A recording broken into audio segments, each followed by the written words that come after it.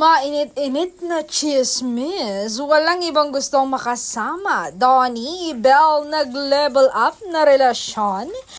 Tila nagiging totohanan na ang pag-iibigan ng magka-love team na sina Donnie Pangilinan at Belle Mariano. Natanong si Donnie kung sa totoong buhay ay nag-level up na ba sila? Sagot ng aktor, syempre nag-level up na kami. Hindi naman pwedeng magkaroon ng relationship na fake.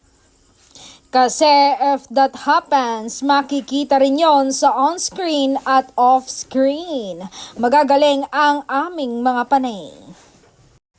Kaya naman para kay Donnie, wala na umano siyang nakikitang iba pa na gusto niyang makasama kung hindi si Belle Mariano lamang. So in terms of love team and partner in life, well ako syempre wala rin akong nakikitang ibang gusto o makasama kundi siya.